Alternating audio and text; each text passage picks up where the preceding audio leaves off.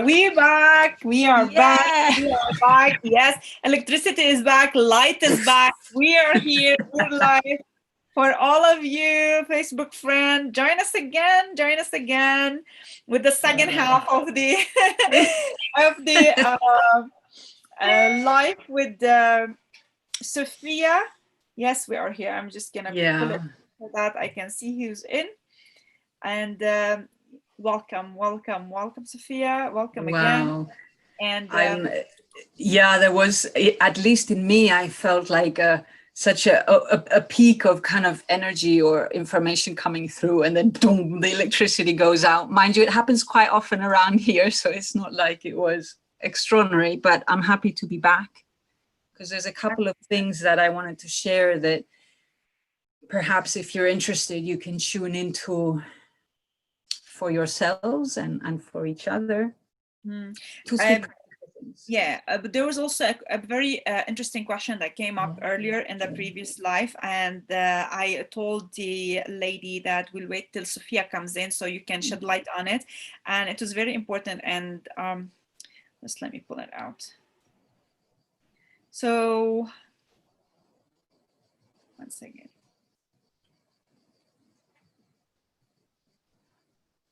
Any comment on what happens to mother and embryo in an abortion? Because there's a lot of guilt that is built around abortion, and sometimes it is the most conscious choice to go through the abortion, but how to deal with the trauma and how to deal with it. And I would love to hear your insights on this. Yeah, thank you for your question, because I guess let's say the shadow side of birth doesn't get spoken as much as the joyful and celebration part of birth. You know, we welcome the child and everything seems to be forgotten. And yet, like I said, 40% are multiple conceptions. There are so many women choosing to terminate pregnancy. I mean, in Greece, in the past, it was a form of conception. We won't use a condom, we'll just terminate. Yeah. So just imagine the amount of children or incoming souls that sort of were not born. I just want to say I'm not a part of a kind of for life movement. I am for empowered conscious choice, in that all parties involved are included in the decision-making process. So I'm also a doula. I support couples, single people wanting to conceive and to prepare for conception. And I guess every step along the way. So if somebody decides to terminate their pregnancy, I come in and just make sure that all parties are able to express their side of the story so that it is seen, heard, witnessed, and allowed into the light. There's no guilt, there's no... Yes. That's all shadow stuff that wasn't processed. Exactly. I was having the same thought on it, and the same download came through. If it's like conscious decision between the partners, between the woman and that fetus growing in her belly, and it is dealt with from that space of the heart, that thank you for coming to show me. And maybe that pregnancy had just come to teach that woman of self-worth, or maybe this womb is, yes, it is for creation. Yes, you are here alive. You know, the messages from that comes through pregnancy, even through abortion, they are so powerful. But as you said, abortion was always correlated with some negative connotation and the perception. It's just a matter of being conscious about it, even releasing it with consciousness, releasing it back into the nature, allowing that release to be released back into the light. And that soul is not going to be angry with you. I'm sure it's going to come around in so many different beautiful energy forms. Absolutely. Yeah, absolutely. And you know, oftentimes when there's energies of like guilt or shame or sadness or anger that need to be processed, in a way they're already there. You know, it's just one more opportunity to face them and deal with them. It's not, suddenly now I'm guilty or I feel guilty for the first time. No, it was probably there, and we're given an amazing opportunity to cleanse, process, and align even more into heart space. It's beautiful. So when I asked you about the title of your session, you just gave me the liquid light body activation. Liquid light body. Yeah. Would you please shed light on that a little bit for us? I will shed a bit of light on that. That's what I wanted. Is about activation and cosmically activating ourselves. Yeah. So where that light body, liquid light body activation falls in our cosmic activation. Yeah. So I guess what, two things. One is I'll ask you now just to relax the body, and I call it the jelly body, is that non-holding, non-depending on the structure, just kind of, if you feel like flopping or even if you feel like lying on the ground, that's totally okay. And just coming back into our physical body rather than the screen. So you don't really need to look at me or see me for this. With a relaxed breath, just kind of turn your head ever so slowly to look over one shoulder, whichever one you want. And just see how far your head will turn. Without forcing, just with your breath, within the breath, how far does my head turn? Beautiful. And as you release the breath, come back into the middle, bring the head back into the middle. And then with the same sort of relaxed jelly-like body, turn your heads to the other side. With a relaxed, integrated breath, how far does my head want to go the other way?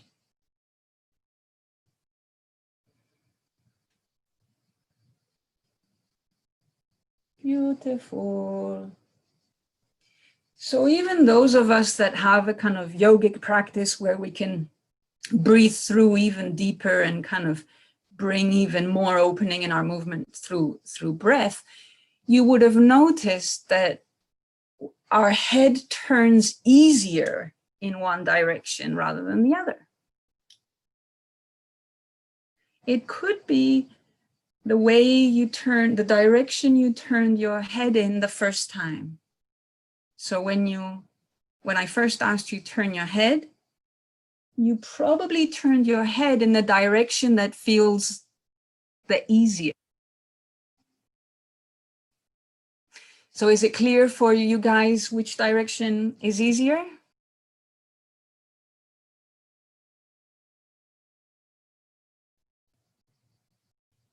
And sometimes on one side, we tend to have like more a sore neck, or a bad shoulder, or a sort of lower back pain that shows up in our lifetime. Why I'm saying all of this is the way the head turns the easiest is most likely the way we turned to come out.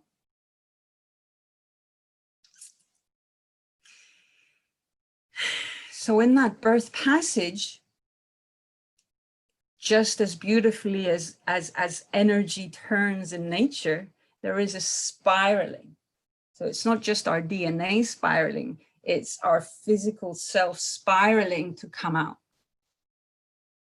with all the pressure that necessitates.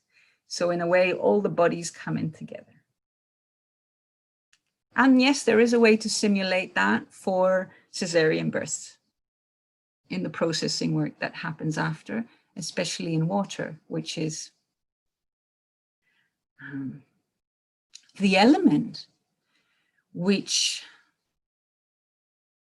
allows us to soften that plasma liquid body that lives in us. And the memory of our embryonic self exists in all parts of our bodies. But if we were to just tune into it now, it feels like something quite liquid.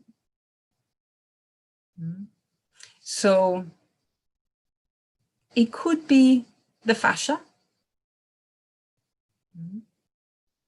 But if, for example, we feel the pericardium, around our hearts, there's also a soft plasma, kind of a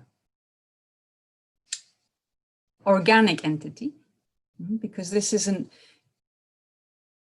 I guess the liquid body has a real physical component to it. It's not a light body like the crystalline body. And going into our wombs or our womb space or where our wombs would be, whether we're a man or a woman, how juicy is it? How succulent? How hydrated are we? And a lot of the work that we do on a light level, so talking crystalline, talking computers through the eyes, dehydrate. Light burns out. So in order not to burn out, we really need to stay juicy. We need to make sure there's enough liquid in the body, which is a catalyst for the transformational process, to keep us more like a jellyfish rather than kind of a dry, tight body. So I guess when I think light, everything gets quite taut and precise and geometrical. And when I think liquid, I think jellyfish and flow. And flow is beautiful, but we need structure to contain it.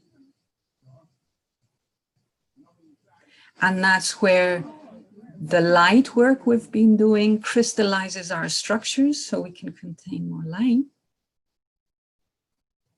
But then also awakening to our liquid body so that birth can take place in a more conscious, easy way. So how we birth this new reality is directly connected to our own experience of birth in this lifetime. So if it was difficult and traumatic, we sort of want to work through our own traumatic experience so that this time it can feel easier and more complete. So I guess the title of the work that I do in the bigger umbrella of it is Birthing Conscious Humans. So we're birthing ourselves, rebirthing ourselves consciously, but we're also birthing babies that are more and more conscious.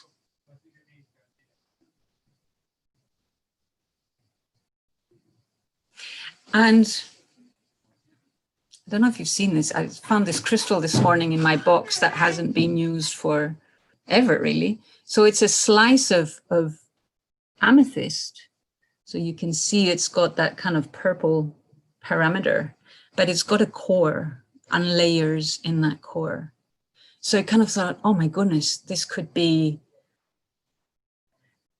a little embryo, if you see the white in the middle.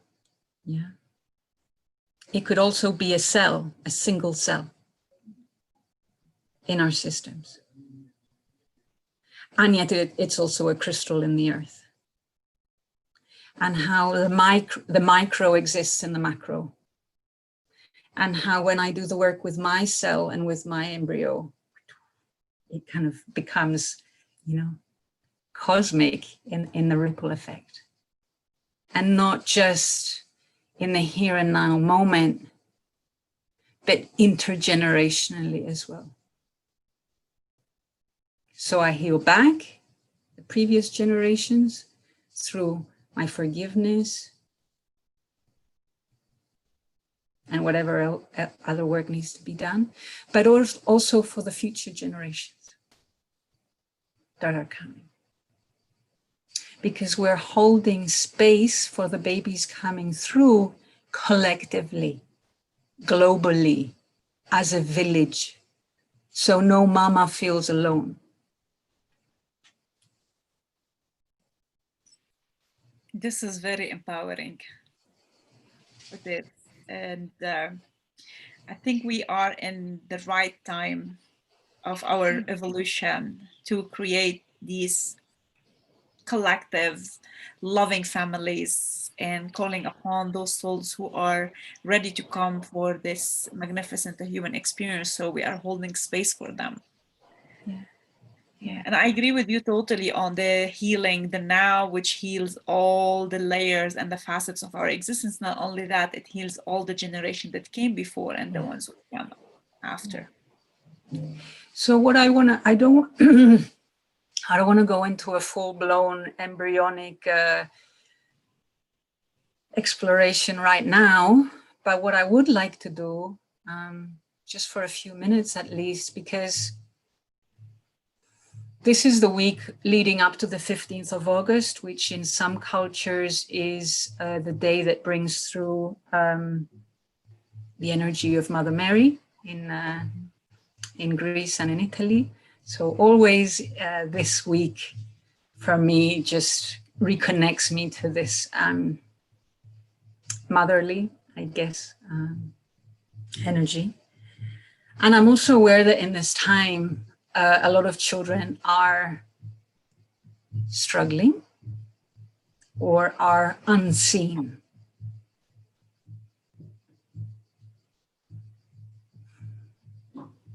So the more we see our own inner child and inner embryo, the more fully we are able to see a child and to say, I see you, I hear you, I honor you.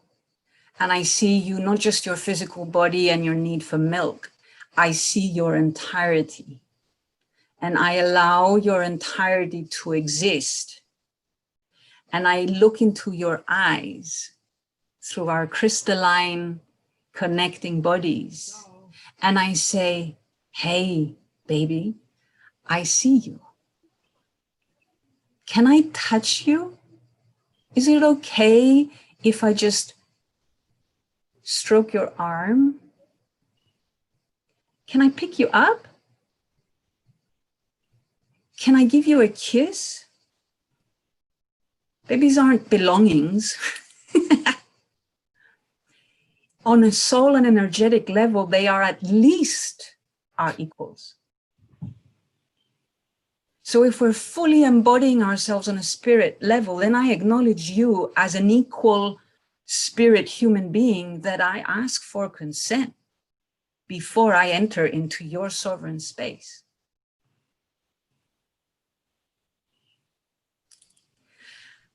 And when we practice consent on an everyday level, the world, to me at least, feels like a safer space to live in. Because I respect your existence and I see you and I move through the world slow enough to be able to honor that space between us. And so I can really address your need rather than to assume what I think you need.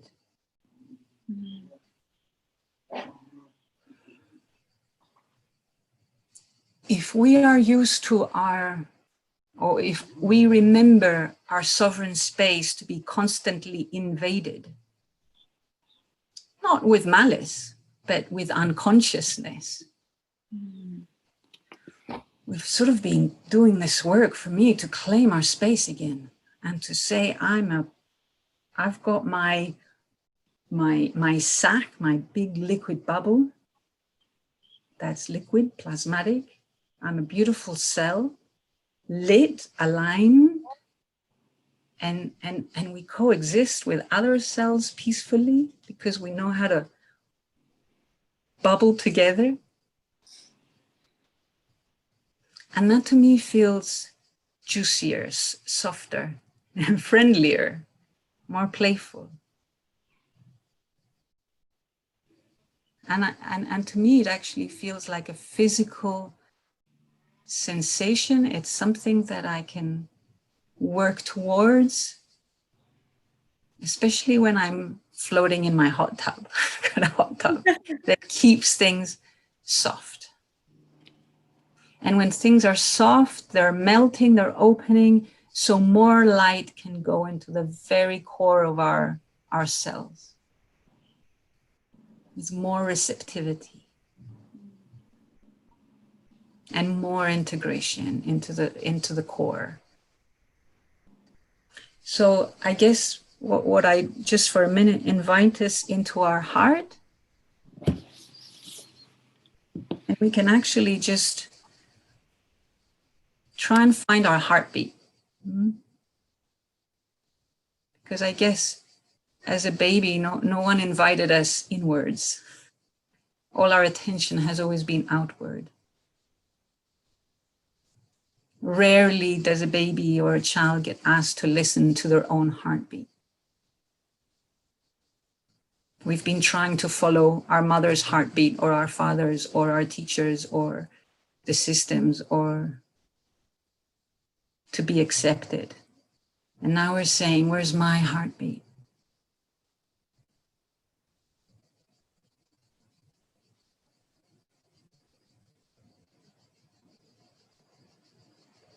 With gentleness and tenderness and softness and slowness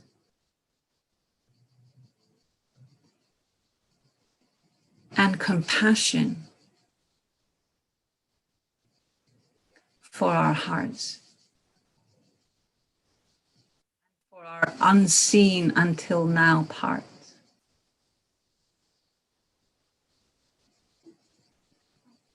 And I guess we could put our other hand on our bellies.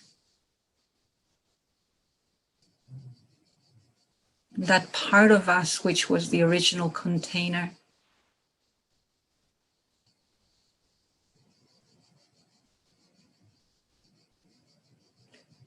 That very first home we came into. That embryo sac full of liquid that was our home for the first 9 months of our life.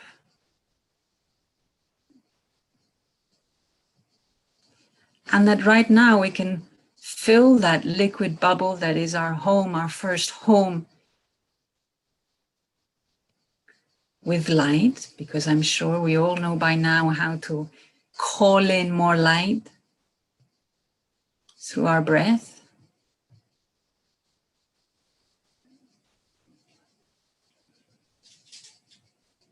And we can consciously and actively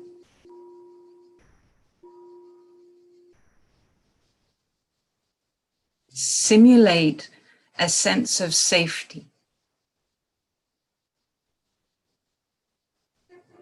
And saying to that part of ourselves, you're safe now. Because I'm caring for us.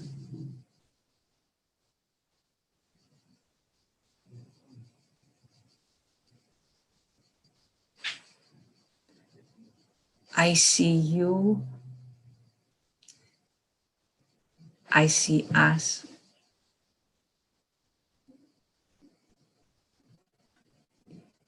And you are welcome here. We are welcome here on this planet Earth.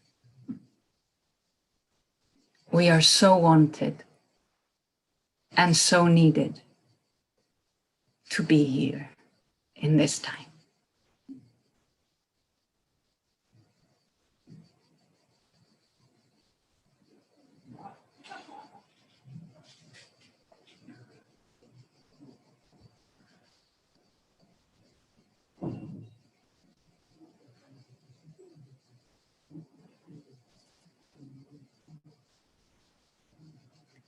our umbilical cords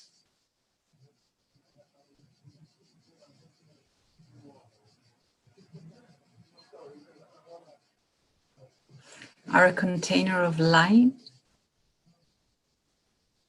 where there is a constant exchange of light from source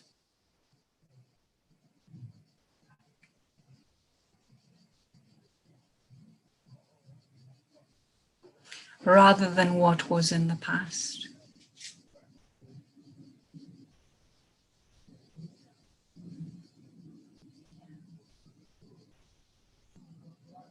We are, in a way, cosmic babies.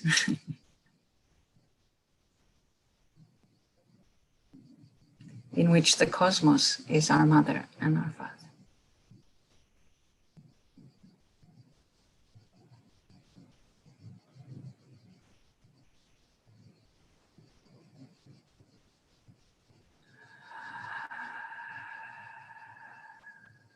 And with a deepening breath,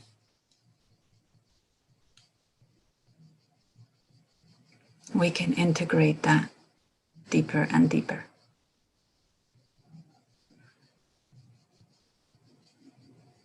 And whatever comes up that doesn't feel aligned, it's okay. Everything is okay.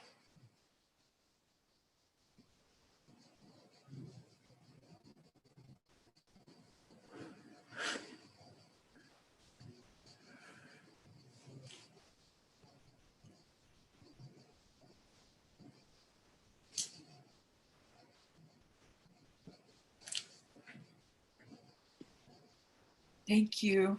Thank you. Thank you. Era.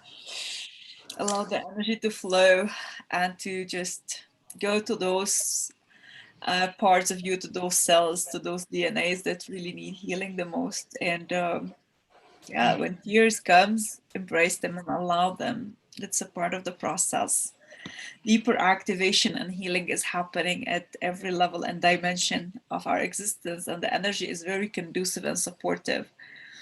I'm really, really grateful for your presence, and you shed light on a lot of interesting topics, change of perspective on life and death and birth and conceiving and abortion. It is very important to a lot of women to start tapping into that aspect of themselves as creatrix of life in a conscious manners and birthing a conscious selves. It's very, very part of the new earth that we are birthing. Absolutely. Era, thank you. I'm, just to be airing such, my inner world, I guess, and sharing it and connecting it and being allowed to do so, and that it is the time to do so. For me, it is an aha moment. Every moment this whole venture started, and I tell you how much we are supported in it and how much we are helped, how smooth it is. It is just flowing with that divine flow. And every one of the cosmic healer who have come forth, their coming forth is the right timing for them and for the collective. We're just the vessels, Sophia. And when we allow ourselves to be the vessels, the universe, the divine will flow through. And we will be just in that divine service. And it's so beautiful and it's so fulfilling. So beautiful. Thank you. Thank you. Thank you. Have a wonderful rest of your day by the sea with the mermaids. I will. Go through. I love being there, and I know at the right timing for me, I will be. You will be here again, I'm sure. This being here, it has grounded me a lot into my own self, into my own energy, in channeling the energies, working with it, activating many grids around, activating the grids within me to do the work. And I know wherever I'm needed, I'm going to be sent. And I'm open to that. Aho to that. Aho, sister. Thank you, beautiful one. Thank you, Era. Bless you. Thank you very much.